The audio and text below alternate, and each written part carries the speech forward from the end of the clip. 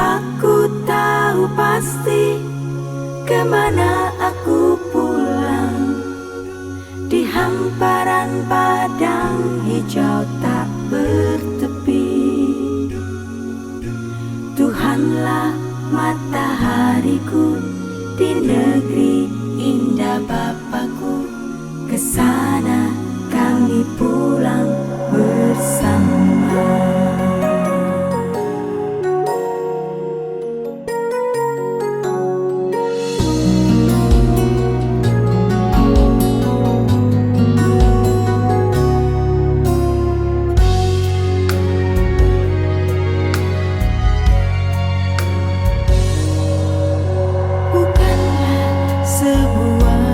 Kemungkinan, tapi dalam dekat kepastian, ada saat detak jantungku, detak jantungmu tiada berirama, tarikan nafas pun tak terhela.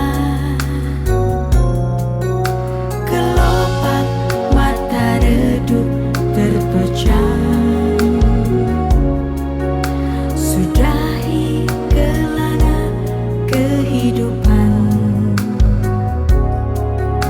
tubuh menjadi dingin, kaku tidak bernyawa, sukma pun terhempas masuk lorong yang tiada batas.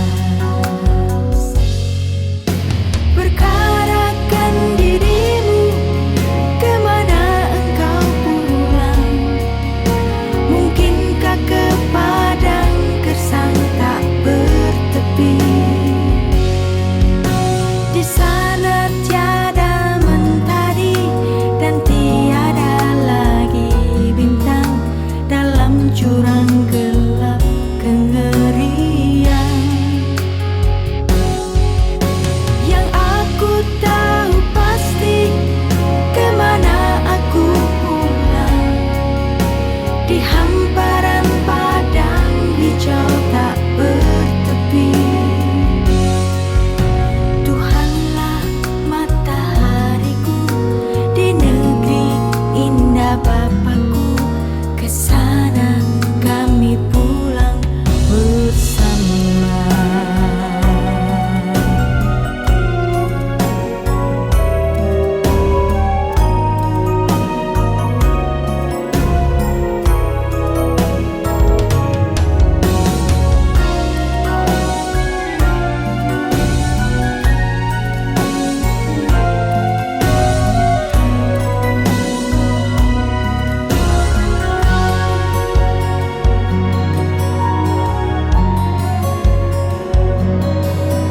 Setiap insan terima panggilan, hari ini atau esok lusa. Akhir perjalanan hidupku, jalan hidupmu, tak seorang mampu menghindari bayang kematian. Wahai kamu yang sedang bersuka, dalam kewajaran adat dunia,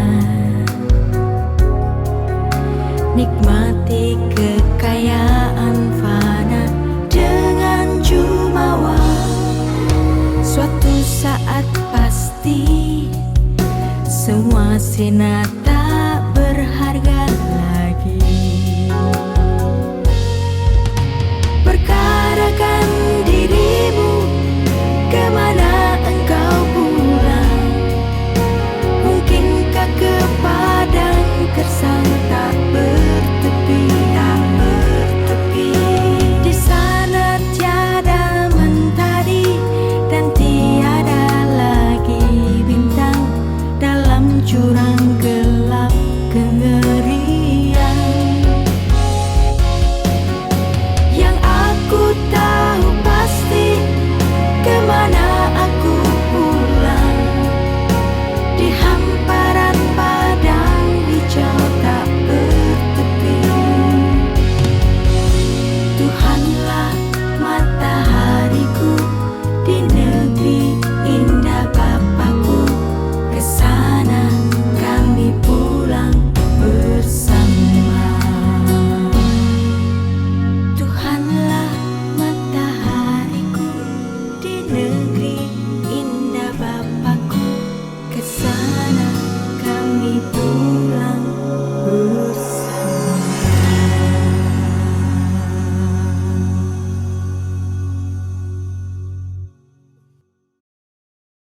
sekarang kita masuk pada bagian yang kedua, yaitu Wahyu 7 ayat 13 sampai 17. Ini adalah pertanyaan dari tua-tua yang dilihat oleh Rasul Yohanes dan juga jawabannya. Kita baca dulu Wahyu 7 ayat 13. Dan seorang di antara tua-tua itu berkata kepadaku, siapa mereka yang memakai jubah putih itu? Dari manakah mereka datang? Nah, jadi ini seolah-olah tua-tua itu bertanya. Tapi sebenarnya pertanyaan dari para tua-tua yang dilihat oleh Rasul Yohanes itu adalah mewakili pertanyaan Rasul Yohanes sendiri. Untuk mengajukan siapa sih orang yang sangat banyak yang tak terhitung jumlahnya itu siapa? Di sini kemudian di ayat 14, maka kataku kepadanya siapa ini para tua-tua itu? Salah satunya, Tuanku, Tuhan mengetahuinya? Nah, ini yang tanya itu Rasul Yohanes. Lalu ia berkata kepadaku, salah satu dari tua-tua itu, mereka ini adalah orang-orang yang keluar dari kesusahan besar.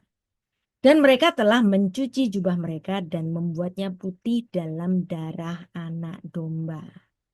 Nah, khusus dalam Wahyu 7 ayat 14 ini, dalam suatu penafsiran yang biasanya terjadi di kalangan gereja karismatik ini, mereka ini adalah orang-orang yang terlepas dari penyembahan kepada antikris. Tetapi kalau kita membaca secara komprehensif terhadap apa yang sudah kita pelajari selama ini, kitab Wahyu nggak melulu bicara mengenai masa depan, tetapi juga bicara mengenai hal-hal teologis yang tertulis di dalam Alkitab kita, baik itu Perjanjian Lama maupun Perjanjian Baru. Nah, jadi sebutan Tuhan tadi mewakili dari salah satu para tua-tua itu, dan yang dipanggil Tuanku itu dalam artian Tuhan betul-betul. Kuri. Kata Tuhan ini kuri, itu bisa dalam artian Tuhan dan Tuan, tetapi konteks ini merujuk kepada salah satu dari tua-tua tadi. Jadi para penganut premilenialisme dispensasi yang dipercaya oleh kalangan karismatik, ya saya nggak menyalahkan itu. Tetapi di dalam kelas saya tidak mengikuti penafsiran ala premilenialisme dispensasi. Jadi apa yang ditulis di dalam Wahyu 7 ayat 14 ini bicara secara global. Orang-orang yang sudah diselamatkan, bukan melulu orang-orang yang diselamatkan setelah 7 tahun masa kesusahan besar menurut perhitungan mereka, ya, karena saya tidak mengerti cara itu. Anda nggak usah mendebat saya, nggak apa-apa. Anda mengikuti itu boleh. Tapi kalau di kelas saya nggak mengikuti itu. Namanya juga tafsir. Kita harus terbiasa dengan perbedaan tafsir. Saya tidak mengatakan ini yang paling benar, yang lain sesat, enggak. Di sini saya memberikan suatu pemahaman yang berbeda, tidak dalam artian menyalahkan yang lain. Tapi saya ajak Anda di dalam pembacaan kitab Wahyu itu untuk berpikir lebih luas, tidak sempit pada apa yang terjadi di masa datang. Urusan masa datang itu bukan urusan kita. Bisa-bisa loh yang dimaksud 7 tahun masa kesusahan besar itu tidak di zaman kita kan?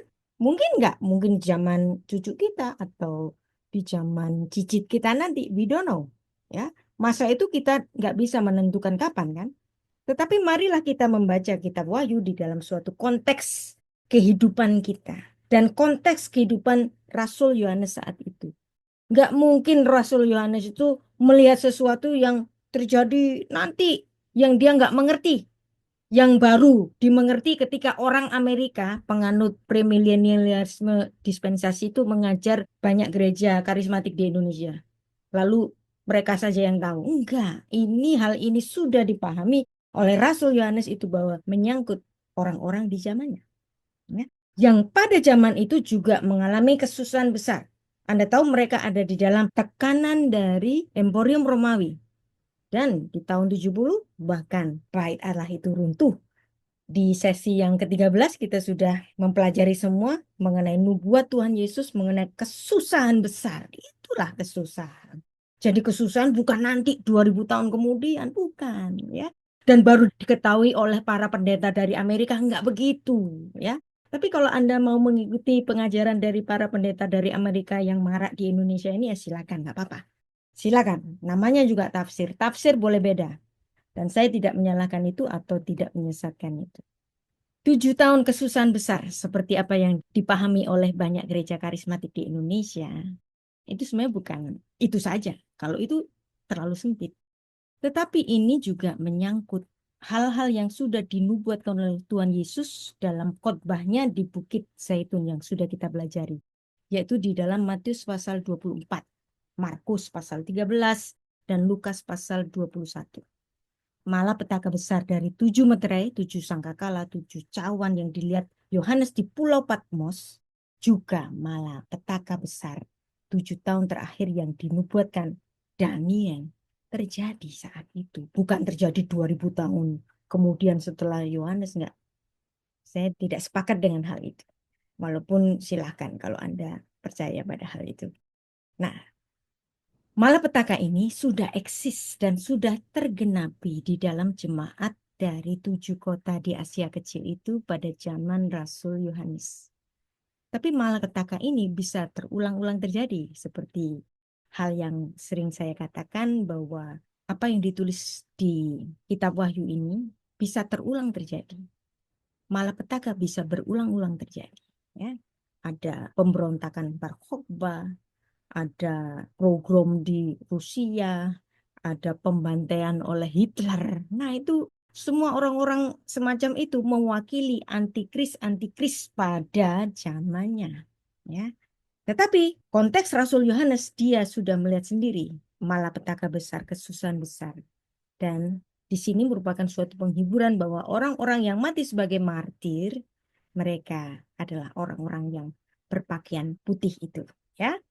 Jadi di sini mohon tidak dibenturkan apa yang kita pelajari di sini dengan tafsir yang berasal dari Amerika, yaitu premilenialisme dispensasi yang ada rapture-nya seperti di film Left Behind. Nah, itu kan gaya Amerika semua. Saya nggak mengikuti gaya itu, ya.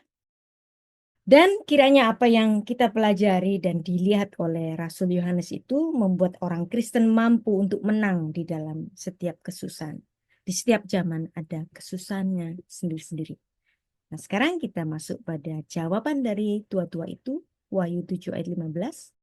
Karena itu mereka berdiri di hadapan tahta Allah dan melayani Dia siang malam di bait sucinya, dan Ia duduk di atas tahta dan akan membentangkan kemahnya di atas mereka. Nah, ini menarik. Apa yang dimaksud dengan bait suci ini? Apa yang dimaksud dengan kemah? Apakah kemah seperti tabernakel zaman dahulu? Apakah seperti bait Allah yang dibangun oleh Salomo? Di sini tentu saja Rasul Yohanes menggambarkan kemegahan yang dilihatnya itu sebagai bait Allah, sebagai kemahnya, sebagai suatu istilah yang sudah dipahami oleh orang-orang Yahudi sebelumnya. Ya. Nah, bicara mengenai kemah, ini menarik. Kemah bagi orang-orang Yahudi adalah kehadiran Allah yang disebut dengan Shekinah. Orang-orang Israel ketika ada di padang gurun menanti-nanti Shekinah ketika persembahan mereka disambut oleh Tuhan, dan ketika Tuhan hadir di dalam tiang awan dan tiang api, itulah Shekinah, kehadiran Allah.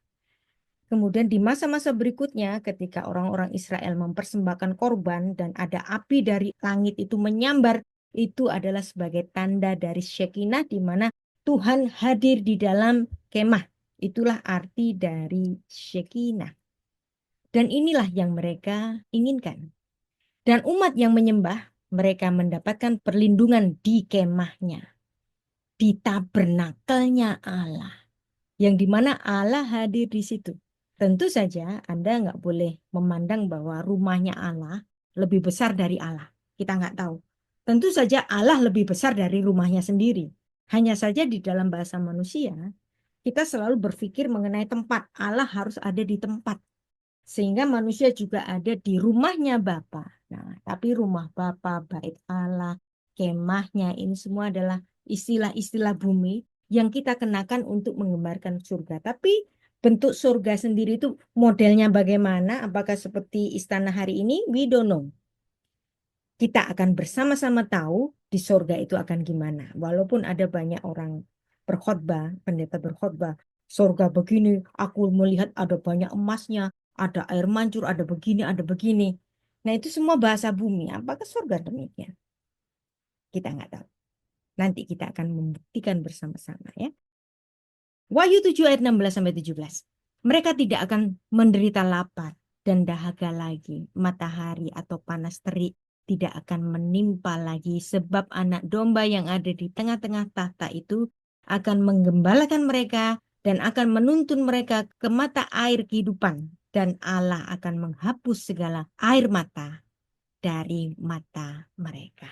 Berarti nggak ada lagi kesusahan. Haleluya. Inilah yang akan kita capai, maka pertahankanlah imanmu.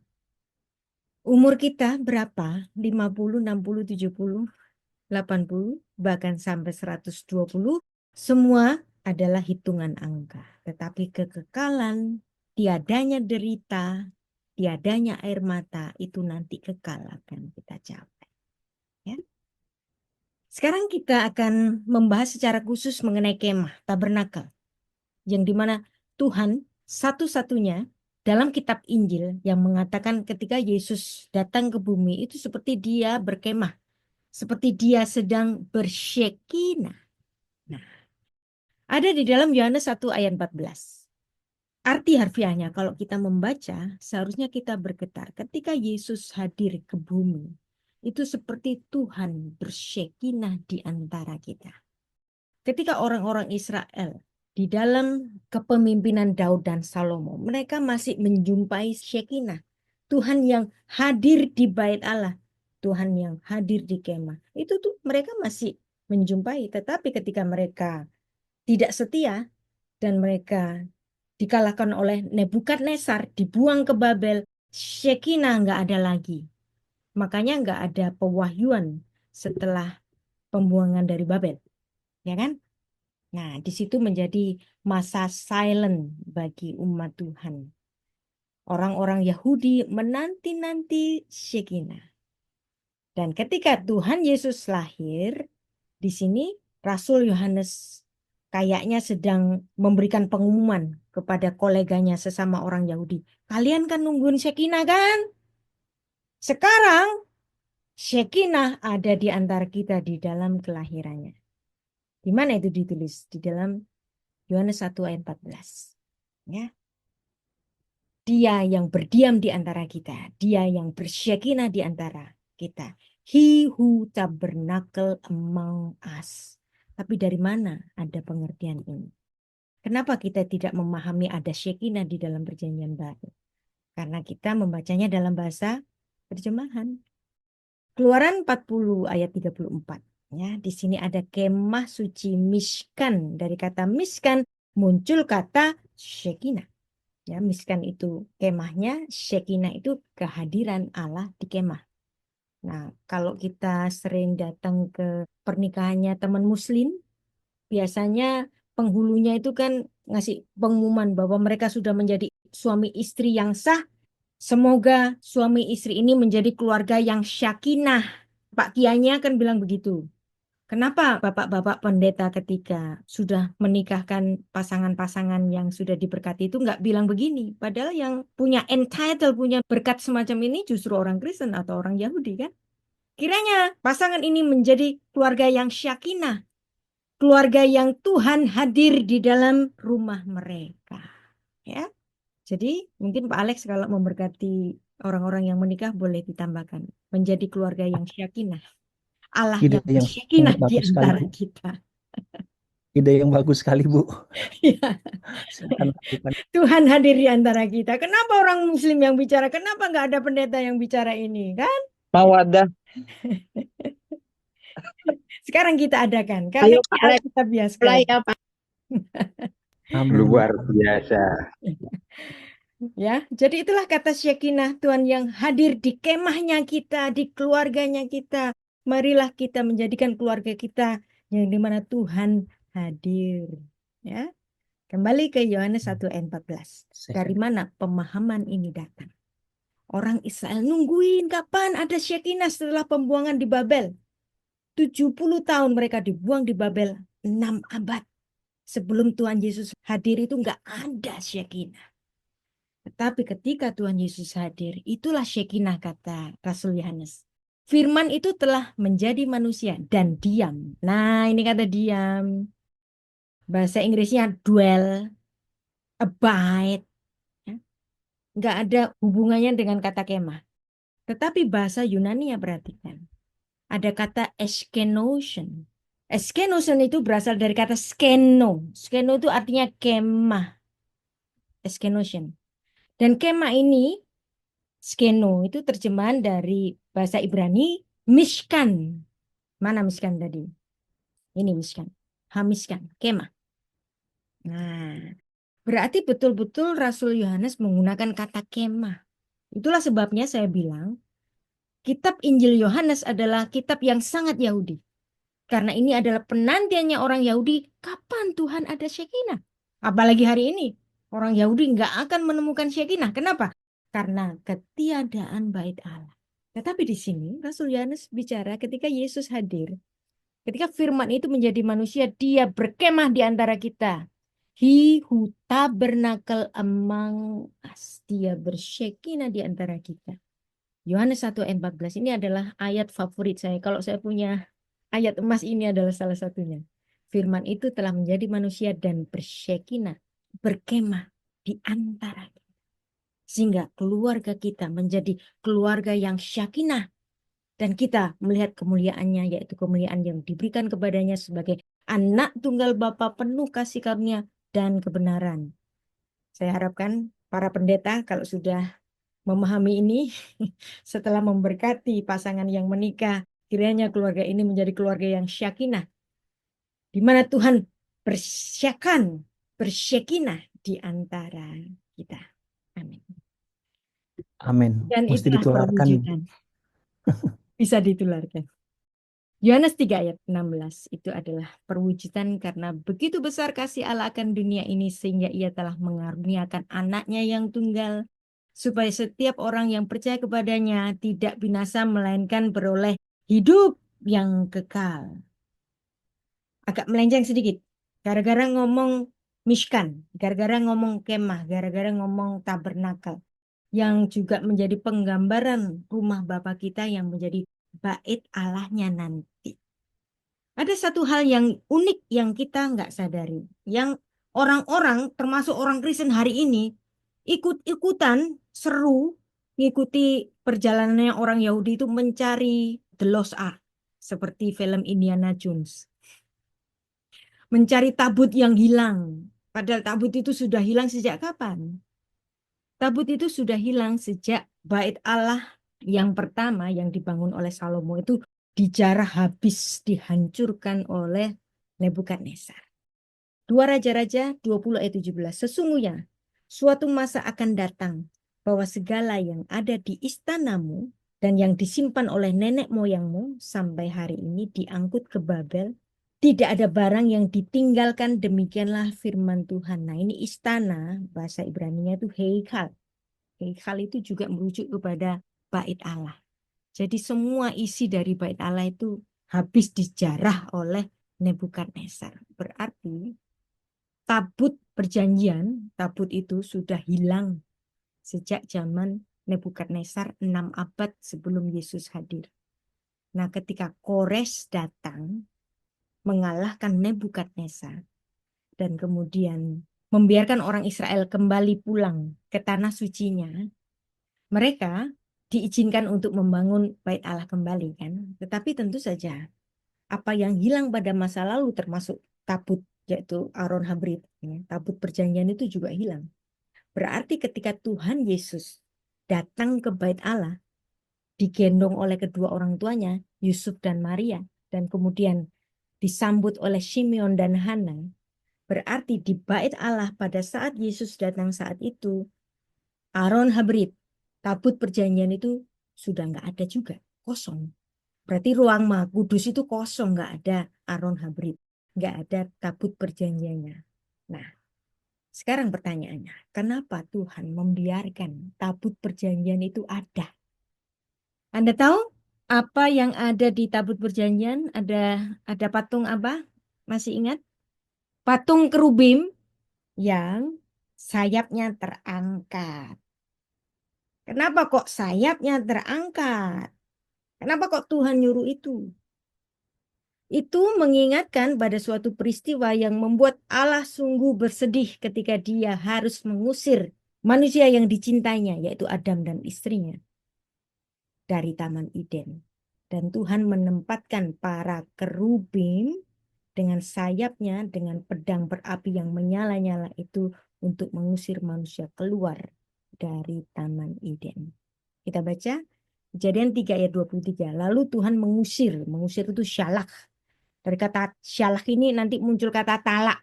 Talak dalam bahasa Arab itu apa sih? Bercerai. Jadi di sini pakai kata bercerai. Dan Tuhan Allah mengusir, menceraikan dia dari Taman Eden supaya ia mengusahakan tanah dari mana ia diambil. Kemudian ayat 24. Dan dia menghalau. Menghalau bahasa Ibrani-nya garash. Garash ini garushin. Garash itu juga dalam artian menceraikan.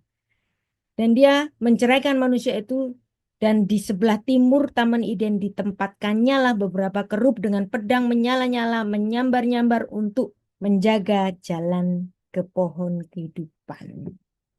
Kerub adalah malaikat Tuhan yang digambarkan, terutama dalam kitab Yesaya, itu punya sayap. Sayapnya mengembang supaya jangan manusia itu masuk ke Taman Eden. Jadi di sini adalah momen perceraian antara manusia dengan Tuhan gara-gara manusia itu berdosa. Dan ada juga paradoks. Nah, kalau teman Muslim itu menuduh Alkitab itu penuh dengan kontradiksi, ya iya memang banyak kontradiksi. Tetapi kontradiksi ini kontradiksi yang manis, ya kan? Tuhan mengatakan jangan membuat patung. Keluaran 20 ayat 4. Jangan membuat bagimu patung, pesel. Nah, dari kata pesel, pesel ini muncul kata dalam bahasa Indonesia palsu. Ya. Yang menyerupai apapun. Yang palsu-palsu nggak boleh. Yang ada di langit di atas atau yang ada di bumi di bawah. Atau yang ada di dalam air di bawah bumi. Nggak boleh bikin patung. Nah, tapi kemudian Tuhan ini nggak konsisten. Kontradiksi kata teman Muslim. Ya iya memang kontradiksi. Tapi itulah indahnya Alkitab. Kontradiksi membawa berkat. Keluaran 25 ayat 18. Dan haruslah kau buat kerub. 2 kerub dari emas. Ya, patung kerubim dari emas. Kau buat itu dari emas tempaan pada kedua ujung penutup pendamaian itu. Buatlah 1 kerub pada ujung sebelah sini dan 1 kerub di ujung sebelah sana. Seiras dengan tutup pendamaian itu. Sebesar itu. Kamu buatkan kerub itu di atas kedua ujungnya.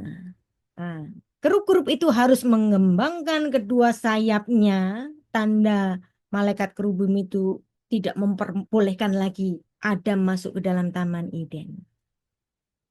Sedangkan sayap-sayapnya menudungi tutup pendamaian itu dan mukanya menghadap kepada masing-masing. Kepada tutup pendamaian itulah harus menghadap muka kerub-kerub itu. Ditentuin. Bikin patung ya. Sebelumnya di Keluaran pasal 20 nggak boleh bikin patung. Tapi di sini Keluaran 5:20 bikin patung lah. Kan pernah nyuruh bikin patung. Nah, modelnya kira-kira seperti ini. Kerub yang mengembangkan sayap.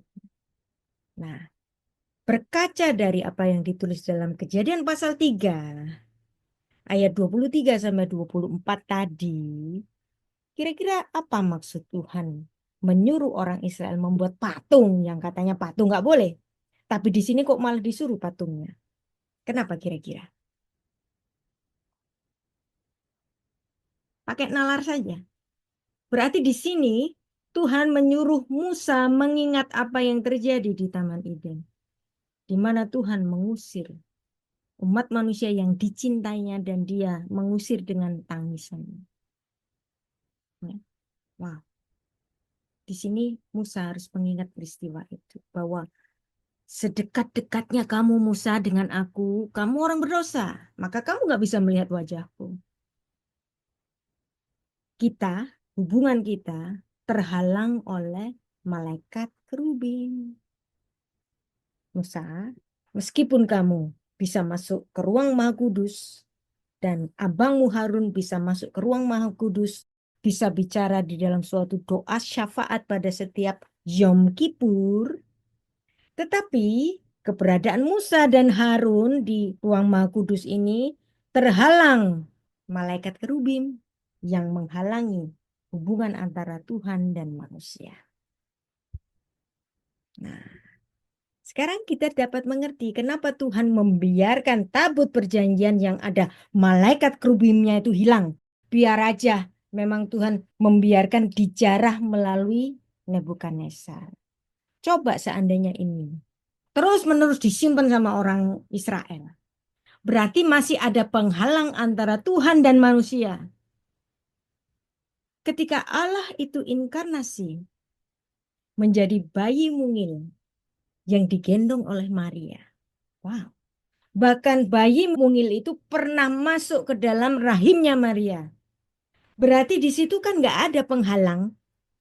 Penghalang malaikat kerubim lagi nggak ada kan? Nah itulah sebabnya dalam 2 Raja-Raja 20 ayat 17 Tuhan membiarkan tabut perjanjian yang ada penghalang yaitu malaikat kerubim udah hilang. Di mana nggak tahu. Nah sekarang orang-orang Kristen masih ikut-ikutan nyari-nyari tabut perjanjian. Bahkan di beberapa aliran tertentu masih menghadirkan tabut perjanjian di gereja. Ini kan lucu. Tabut perjanjian itu adalah lambang perceraian. Kita sudah nggak cerai lagi dengan Tuhan. Karena Tuhan sudah bersyekina di antara kita. Saya nggak melarang ini ada di gedung gereja. Tapi ini nggak ada pentingnya gitu. Karena malaikat kerubin di tabut perjanjian itu lambang perceraian. Karena Yesusnya sudah hadir sendiri bahkan bisa masuk ke rahimnya Maria. Bisa digendong Maria, bisa digendong Yusuf, bisa digendong Simeon. Ditemui oleh Rasul Yohanes. Ditemui oleh para murid. Semua orang bisa melihatnya. Nggak ada lagi halangan. Nggak ada lagi malaikat kerubim. Terus lantas gereja-gereja tertentu masih bopong-bopong tabut perjanjian ini sambil melakukan yel-yel memuji Tuhan. Ya, saya nggak melarang itu, tapi itu sudah tidak pada tempatnya. Maka Tuhan membiarkan tabut perjanjian ini hilang dan tidak ditemukan sampai hari ini. Kalau ada yang nemuin ada, namanya Indiana Jones di film The Raiders of the Lost Ark. Kalau ada orang yang ngeklaim pernah menemukan tabut perjanjian itu klaimnya belum tentu benar.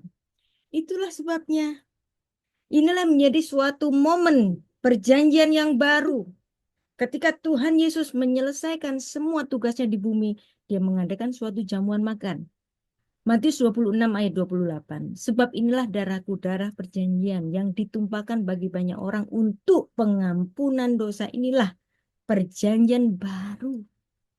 Sudah nggak perlu lagi tabut perjanjian. Gereja-gereja yang masih pasang tabut perjanjian itu gopo toh. Wong Yesusnya sudah datang, Allahnya sudah inkarnasi ke bumi. Nah, Iya, Bu. Paradigma lama. iya. Baik, jadi di sini kita sudah belajar bersama mengenai serial Kitab Wahyu yang ke-16 yang tidak melulu belajar mengenai apa yang terjadi di masa datang, tetapi sisi teologisnya sangat kental. Bahkan kalau Anda belajar Kitab Wahyu seperti belajar semua Alkitab. Karena di sini Rasul Yohanes banyak sekali memberikan nilai-nilai yang sudah dia pelajari, baik itu perjanjian lama maupun yang sudah dia dapatkan melalui pengajaran langsung dari Tuhan Yesus Kristus. Allah yang sempurna rohani melalui tubuh material demi mewahyukan dirinya, menyatakan kerelaannya untuk beserta dengan manusia, melindungi orang-orang yang percaya kepadanya. Di dalam penyembahan, Kristus Gembala Agung kita telah menjadi roti hidup bagi orang-orang kudus, lalu mengaruniakan sumber air hidup Roh Kudus kepada mereka. Maka orang-orang kudus pasti dikenyangkan, tidak akan lapar lagi, tidak akan dahaga lagi. Dan inilah yang sudah kita pelajari bahwa kitab Wahyu pasal 2 dan 3 mencatat jemaat di bumi menghadapi berbagai macam kesusahan. Dan pasal 6 ada kita sudah mempelajari materai kelima di mana ada doa orang-orang kudus. Materai ke-6 adalah penghakiman Allah atas orang-orang yang tidak percaya. Dan nanti bulan depan ya kita akan menyusul Wahyu serial yang ke-17, pewahyuan level kelima. Semoga kita semua tetap bersemangat untuk mempelajari kitab Wahyu Amin. yang Kami semua merindukan, sangat Bu. luas sekali. Wah, semakin menarik sekali, keren-keren. Ya, Saya kembalikan ke Pak Alex nanti atau Bu Anita. Kita akan Silakan Ibu jawab Anita. ya. Luar biasa nih Bu, luar biasa. Aduh, kita baru mengerti tentang Shekinah dan juga hal-hal lainnya. Luar biasa ya. Sungguh bersemangat menjadi berkat. Silakan Pak Alex. Iya, Bapak Ibu yang dikasih oleh Tuhan, semakin hari sudah hampir 3 tahun ya kita Bu ya tadi ya. Iya. Kita melewati pembelajaran bersama Ibu Rita Wahyu dengan tekun, bahkan begitu detail loh Bapak Ibu. Betul yang Ibu Rita sampaikan, selama ini kita bicara tentang kitab Wahyu, kita terjebak tentang akhir zaman. Padahal kita mempelajari satu kitab yang utuh. Etimologi kata tadi ya, tentang memberkati Tuhan, ya kan, tentang keselamatan. Akhirnya kita mengerti secara terang. Dan Ibu Rita memberikan itu secara etimologi yang kuat ya, secara Ibraninya, Yunaninya. Bukan main sembarangan saja. Ya banyak memang doktrin-doktrin atau hal-hal yang berseliweran begitu ya. Tetapi Ibu, secara jujur setelah bertahun-tahun saya mengikuti, banyak paradigma saya juga bergeser. Maksudnya bergeser ke arah yang lebih baik, ke doktrin yang lebih sehat dan lebih seimbang begitu ya.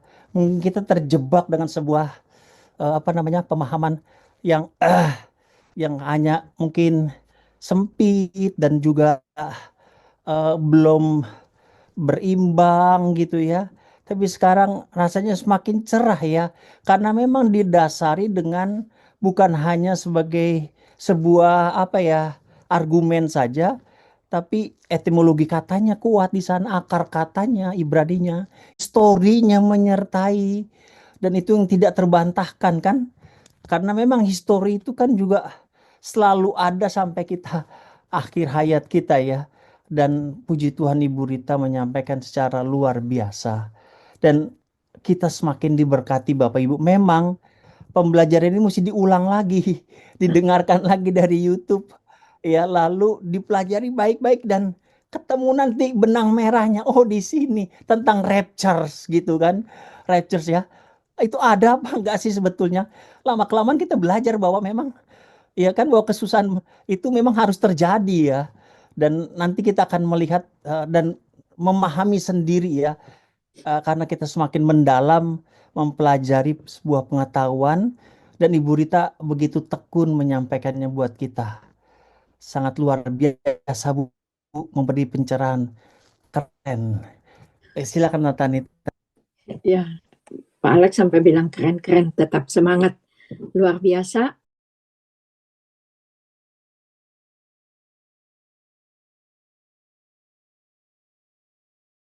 Yang aku tahu pasti, kemana aku pulang, di hamparan padang hijau tak bertepi. Tuhanlah matahariku, di negeri indah Bapakku. Kesana kami pulang bersama.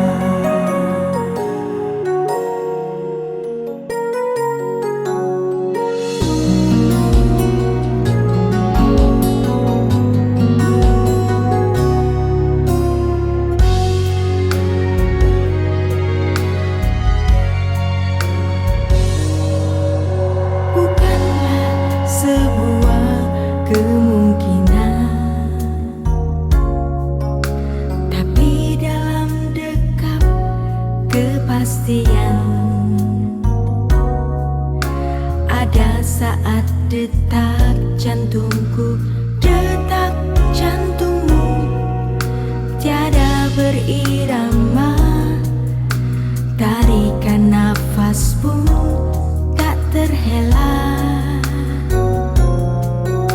Kelopak mata redup terpejam, sudahi kelana kehidupan. Tubuh menjadi dingin, kaku tidak bernyawa, sukma pun terhempas masuk lorong yang tiada mata.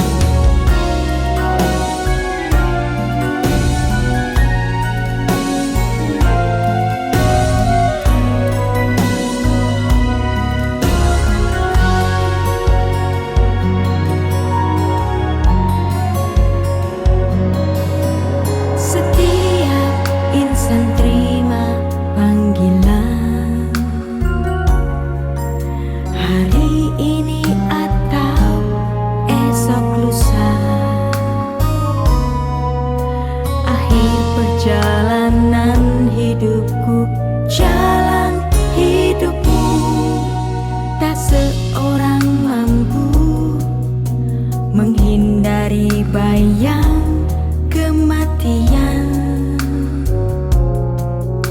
Wahai kamu yang sedang bersuka dalam kewajaran anak dunia, nikmati kekayaan fana dengan jumawa. Suatu saat pasti semua sena tak berharga.